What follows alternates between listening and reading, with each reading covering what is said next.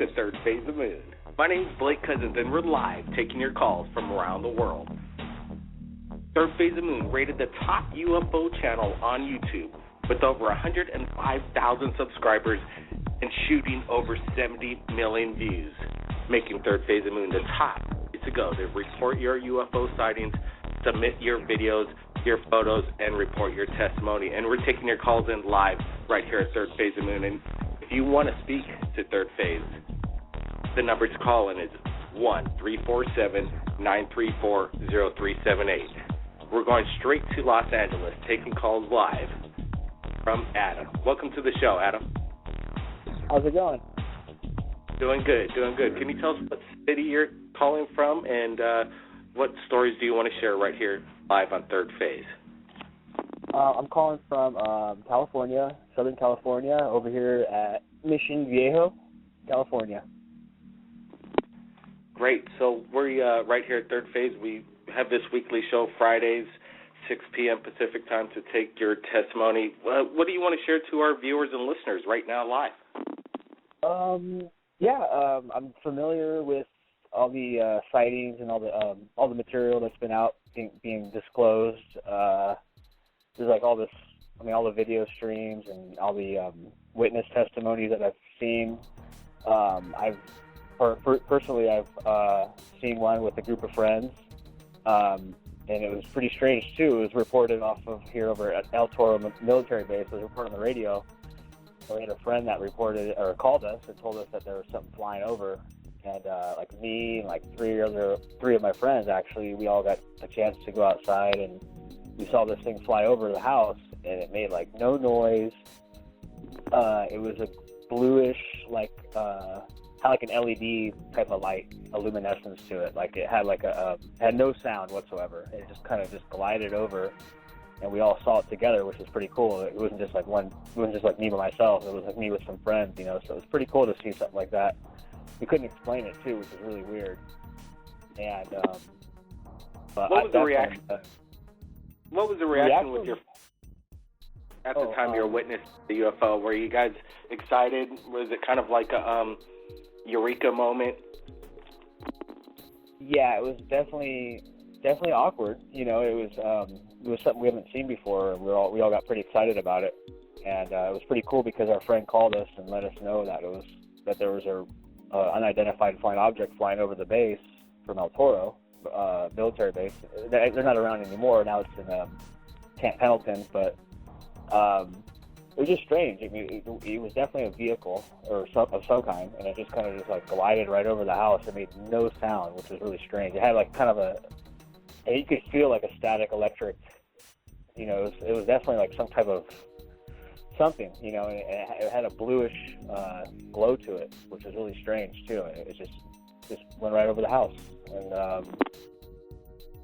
Was there any any video shot by any of you or your friends of the object? No, we never got a chance to get our cameras out for it. But the way you explain it to me is we get videos from around the world, and there are quite a bit of UFO sightings, and the bluish orbish kind of looking UFO in the night sky, not making any sounds whatsoever, coming from military bases, to be exact. So it's an interesting story that you're sharing right here at Third Phase of Moon. Adam, stand by. We're taking more calls from around the world.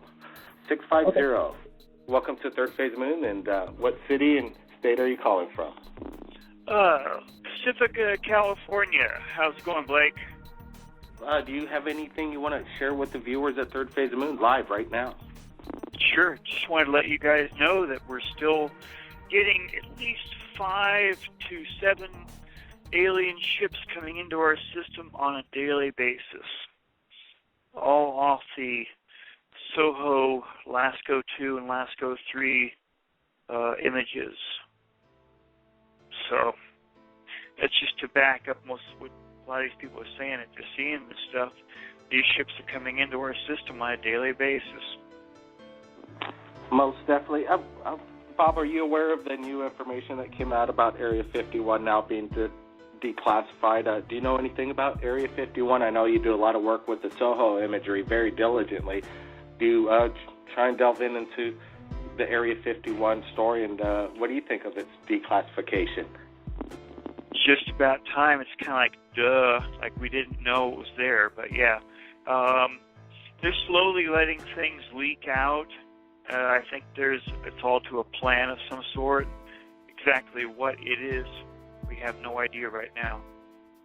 Maybe declassification of the aliens coming into our system. Maybe some kind of an official announcement. Who knows? What's interesting, more information came out of Japan just recently, and it's not very pleasant, with over 100,000 tons of wastewater leaking into the Pacific. Basically, people are saying that possibly in the next 10 years, the Pacific Ocean altogether and its fish life is going to be irrelevant and dead, and this is quite shocking news coming out. And what's funny is the Japanese workers right there on the scene at the Fukushima power plant, I think in Prefecture Number 1, is yes. It's being haunted by spirits, and every time they're trying to fix it, the ghost, the Obaki of Japan, as they say, haunt the power plant, which is quite interesting. Bob, stick around. We're taking more calls from around the world live right here at Third Phase. Yep, Bob, 818. Welcome to Third Phase. Welcome, Blake. This is Dr. J. Dr. J. Andy Life, I know you've been following closely the Fukushima incident. What do you think of the hauntings? We hear a lot of UFO sightings like shortly after the tsunami itself. Well, there's two major things to go with that, especially with all that we've been bombarded here at Third Phase of Moon and Third Phase of Moon Radio. It seems to be there's apparent link between these spirits and UFOs. Some people even say that they're, once you cross that dimension, you're able to go through both. So it's very possible that they're scaring these workers off because that Fukushima plant could very well be the downfall of this planet, per se. If the facts are true, and this can destroy the entire Pacific Ocean with all the living creatures in it, which we humans sustain our lives from, then this very well could be the pivoting point. And the second thing I must say is through every entire disaster, through history, going back to even when Columbus discovered the new land, the Pompeii, there have been sightings of UFOs watching it. Even during 9/11, there seems to be a UFO in the corner watching the towers collapse. So it's not very shocking that something is watching the Fukushima plant, because that's a pivoting point in our life's history. Yes, it is. Also, the Area 51 disclosure, Dr. J, I know it's going to be hard to get inside there. They're saying now even the president still really isn't allowed over there, even if he really wanted to. So basically, the disclosure doesn't, like Bob was saying earlier, is basically we already knew this, and it's unfortunate that things aren't going to be changing here anytime shortly. There's a few things for that. Sadly, there was a couple men that were killed. Basically, as everyone read the stories, they dug these football field-size holes and threw in these exotic parts and exotic liquids and exotic chemicals, dumped jet fuel over them, and these people who inhaled the fumes have died. Over the years, people who have sued to get compensation for the ones that have died for their families or the ones that are sick and dying in the hospital, they were denied repeatedly by our government a right for a fair trial because they did not acknowledge the base. Even though Popular Mechanics ran a Soviet satellite photograph of Area 51 over 20 years ago. I mean, this is just like Bob said. It's a no-brainer. It was there. When you go there, there's a big sign. It says military installation. Trespass equals deadly force. It says military installation. So for them to come forward and say it's like thumbing their nose at us, by not doing it 20, 30 years ago when they probably should have. We're getting comments coming in on the Flash Chat Live. The Encarter Warrior says, it's very bad news about Fukushima, and it's a worldwide concern. Why isn't the whole world taking action to stop the disaster happening live? They're just not controlling what's happening at Fukushima. Maybe the leakage and the declassification of Area 51 is a reason. We at Third Phase of Moon, just days before the leak, we're speaking about Area 51 and possible new information coming out from Snowden, Area 51, and right after that, immediately things happened. and the NSA. We're bringing up all this, and then 2 days later, it's out. We're taking more calls from around the world. Welcome to Third Phase of Moon. What did he say? Area code 111, you're on. I'm not your daddy. I'm not. Some kind of spectator gone wrong, seriously, in the brain. Now, the religious action going on over there in Egypt and Syria, the natural disasters combined, they can't be contained. And is there going to be any alien intervention that's going to start to possibly put this Earth back together? Because it's pretty much falling apart right now. And what's going over on in Egypt? Over in Egypt, yep. You can forget it. I would really like to say that they can, Blake, but at the same time, sadly, from what we hear, is there's this galactic rule where they're not supposed to interfere with our development per se. And then that doesn't make sense in some way because they're just observing us, screwing things up, but I guess they can't invade with our free will and our choice because that's a violation of some ethical, moral rule that extends beyond the galaxy throughout the universe, that if we're going to destroy our own planet, then their job is to just create a Noah's Ark by collecting DNA and being able to start all over again. Now, how can we confirm this? We don't know. Do we have an alien to speak to? We don't know. But Third Phase of Moon is very connected with all these sorts of people, and we've kind of heard repeatedly the same thing from people such as Dr. Greer, Dr. Lear, Stanton Friedman. The list goes on and on of people who have said such a thing. And the Syria thing is something to be very, very worried about because that is the Holy Land. Right there is where everything started. Everything in the good Bible, the stories from 3,000, 4,000, 5,000 years ago, the Sumerian culture, all of that is located in there. And to be at the civil unrest it is, the president of Syria using chemical weapons on his own people, and the U.S. staying aside is big news on the world. As you know, we had Jaime Maussan on yesterday, and he told us that here in America, the journalists are very different than outside the U.S. because they're afraid to say things because they'll either be in trouble or their network won't let them, or for whatever reason, and based also on CIA declassified documents that they allowed to cut a story to prevent it from being aired or to deny it, for that matter. So all these things happening at once, Blake, it seems like we do need some intervention. Well, the Muslim Brotherhood over there wanted to get back in power. They're going around and destroying the ancient history, the artwork. They plan on taking out the pyramids. Good luck with that. Those are pretty heavy-duty structures that I don't think are going to be taken down so easily. But imagine the history being taken out. It's absolutely a sad thing, and we hopefully something happens over there in a better way. And the Muslim Brotherhood, I don't think, should be part of what's going on over there because actions are getting a bit crazy. Hey, we're taking calls. I'm just saying a few things, some of my opinions, but we'll get back to more people calling in from around the world. Just like you said, I think the planet, and I think everything in our government, everybody needs a big intervention, and I think it's bound to happen eventually. Something's got to happen. So and it's got to be a peaceful.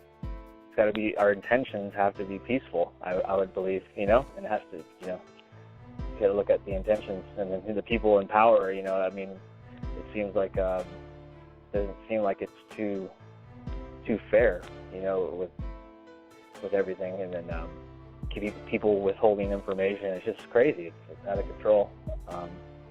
But I think, I agree with the other guy was saying that we should have an intervention. More chat comes in. The Encarta Warrior says this information that we just released on Third Phase about the 100,000 tons of radiated water. Basically, if you get in contact with this, apparently it's like in one day you'll get 5 years of radiation poisoning that you would have got at Chernobyl the day after in just one day. That's how bad this stuff is. And basically, it was blacked out in the news, and the big shots aren't talking about it, and they don't want it to affect their bonuses. Interesting conversation coming in. More calls coming in. Area code 352. Hey, how you doing? Calling from. Hey, you guys are talking about Japan right now, huh? Yeah. I wanted to tell you about a UFO I saw. Certainly. Let's get to it. All right. Back in 09, March of 09, I'm standing in the street. My wife works till about 10 o'clock at night, so it was probably like 9 o'clock or 9:30. I'm out there. It's dark. I see on the horizon, it looks like two stars. And I think to myself, man, them stars are pretty low. And I've never noticed them. And it was in the east. And next thing I know, they kind of twinkle and they catch your eye, and they're coming at me faster and faster. Next thing I think, well, they're not stars, it's a pair of helicopters. And then as quick as my mind could think helicopters, I hear two kids coming up behind me. And now I'm thinking, you know those things at the mall where they shoot the spotlight up in the sky? Well, we can see, now these two kids are behind me, so I got two other people with me. I asked them, you guys see what I'm seeing? And they say, yep. And they go, what is it? And I go, I don't know, don't blink. And all of a sudden, I'm thinking first helicopters, then I'm thinking those big lights, the big beams of light, because now we can see beams of light coming through the sky. These lights are getting bigger and bigger. I'm thinking, well, a helicopter can't carry a light that big. And then all of a sudden, this one girl, she says, I hope it don't stop. And next thing you know, it's all the way up on us. These things are 50-foot big, the lights, 300 feet apart. And I can say this because it stopped on the corner of my street above these three houses, and they're about 100 feet of property each. So that's how I'm figuring 300 feet. And we couldn't see nothing in between the two lights, but we could see the beams going through the sky, and it was right in front of us, and we couldn't see it. And then all of a sudden, the two headlights turned off, and a dozen other lights turned on, and they were all touching, and they were all about 45 or 50 foot round, and they were all touching each other, and they were all different colors, so they were pale. And then those lights rotated in different directions and turned different colors, and it just blinked out, disappeared. We talked about it for a minute or two, and the one girl says, well, that guy in the airplane, there was a small Cessna coming up from the other direction. He had to see it too. Next day, I go to the airport. Of course, they ain't telling me nothing, you know. But, you know, I didn't think about it for a few months, and those two girls, you know, it's 5 years later now, 4 years later now, they're like 19 and 20. The one I see, and she talks about it all the time, just like I do. The other one moved to Michigan. But incredible. So here it goes. A few months go by. I put it on the internet. I guess it was a MUFON site. Did you put the video on the internet? What? Did you put the video on the internet? No, I didn't have a video. Okay, go ahead. Yep. And so there's no video, no pictures. I just put my story. I put my story on there what we saw, and the story that you're explaining right now about the UFO, and so for months it's on there for about a month, and then I look again and it's gone. So I rewrite it and I go to hit enter, and my telephone rings. People from Tampa are calling me saying they want me and the kids to come down and talk to them at MUFON or something, but they don't want to have it on the internet. And I'm like, what? And I'm like, nah. And this lady talked to me for like 45 minutes, and I'm like, after I hung up, I realized, how did she get my phone number? You know, they got it off my computer. I was freaked. Wow. My sister's married to a judge, and she said, do not go talk to those people. You know, I'm just saying that was weird. Even them calling me on the phone was even weirder. But the UFO sounds to me, Blake, it was huge. But this sounds like a case of Men in Black. It sounds like they had access to your computer. It sounds the moment you started talking about your sighting, they wanted to know what you knew, and this is very apparent. They were, and when I was just about to hit enter, my telephone rings. It was like they watched me type the whole damn thing on there because I'm a slow typer, It took me a while to type it all up and get it on there. And I exact word for word the same way I wrote it the first time, because when you see something like that, it don't change, you know. And the conversations me and the kids had, that, well, the few sentences we talked, because it lasted only less than around a minute. If you were looking in another direction, you wouldn't have seen it. Let me ask you this: the beams that were coming down off the ship, they weren't coming down. They were shooting straight through the sky, right over the top of the houses. So it was pointed to the west. I live pretty close to the Gulf. It was the lights were pointed right to the Gulf. It was like we could see them beams of light, like you see in front of an airplane or something. How it only shoots out looks like only 50 feet or so. But yeah, I do have airports around me, and it's like I see. You said you spoke with an eyewitness years later, and you guys still have and recall the memory. Oh yeah, the girl lives right 5 houses down. At the time, exactly what state was and what time? This is Florida, Spring Hill, Florida. And around what time in the evening? It was about 9 o'clock at night, 9:15 or something. It was, pretty early. But it was dark out. It was really dark.